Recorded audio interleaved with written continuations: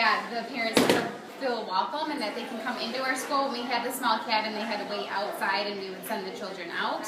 And this way they can come in. We made these windows so that they can observe what's going on throughout the classroom if they choose. And then also these lovely cubbies where the children can put all of their belongings here. This corkboard goes into the wall so that we can put their artwork up here and pictures that are going on throughout the school year. And of course message boards, things like that, so that we can keep the parents involved in what's going on. We send home lesson plans every week, and every month we send home our unit plans, but we also post it in here, just another thing for the parents to look at while they're in here. So it's a great meeting place for the families. And you can come into one of our classrooms. So we had the automatic sinks here so that you can fit, when they have to wash up before snack, you can fit a lot more children around this sink rather than just a regular sink, so it speeds up that process. And then of course the sink in the bathroom also. These bathrooms are designed, everything's designed for a child, it's at their level. The doors are easily accessible, they just push on them. They come in here, the back, the toilets are their size. And then we put these in here so that they can put extra clothes that they keep in here all year. So they don't have to go back and forth. We have this loft area. This is kind of like free play, whatever they decide. Sometimes it becomes a ship, sometimes it becomes an airplane, sometimes it's just a cozy spot to sit and read a book. Whatever they design it to be is what it is. We usually have the kitchen dramatic play area underneath, where they have cooking utensils and food, pretend food and things like that. This area is more of a quiet reading area where they come to look at nature books and things like that. Oftentimes this is a great place if a child's having a hard time transitioning from home to here. We'll bring a child over here and sit and read a book with them. So it's a little relaxing space over there.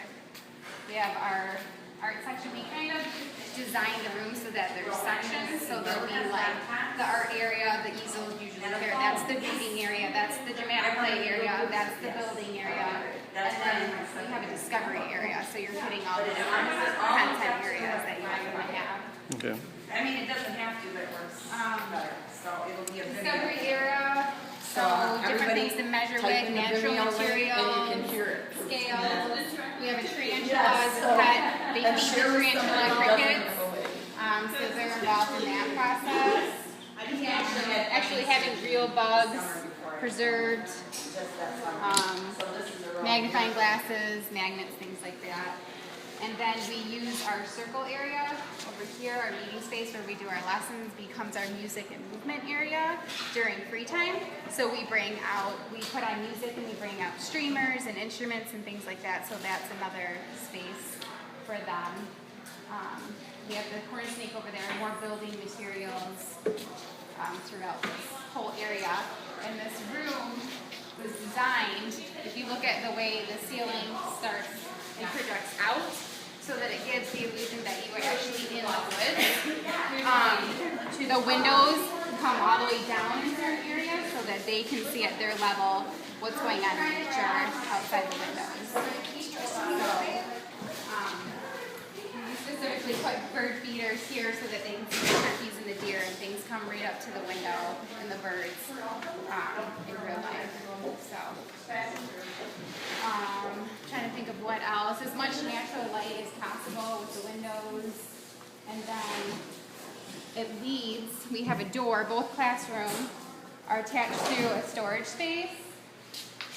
Also attached to the kitchen where we do food experiences with recipes and the kids are involved in making different types of food or even Play-Doh. And then both classrooms are attached to this door, which is our deck, where we have snacks.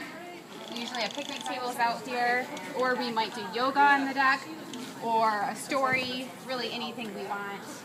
We can come out here and utilize this space. And there are stairs that lead into our hiking trail. Very, very important because you have so many props and so many, pieces to your unit that all of these are filled. And our strategy is these bins. Okay, so each unit is in a different bin. Some units have multiple bins. Some bins will just be props. Others will be just books. Other things will be,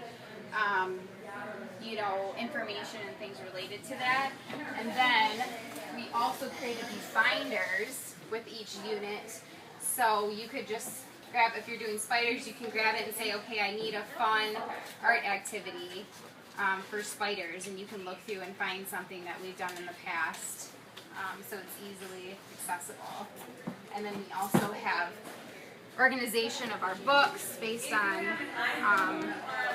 what category they're in, and our art supplies, more art supplies over here. So this is very, very important to have a big storage space, because any nature program is going to have skulls and furs and bones, and preschool is going to have all kinds of arts and crafts and things like that. So this is all of our sensory table things, so things that we will put in the table for them to play with for sensory. So one additional note is that floor is actually heated, because the kids, of course, spend a lot of time sitting on the floor.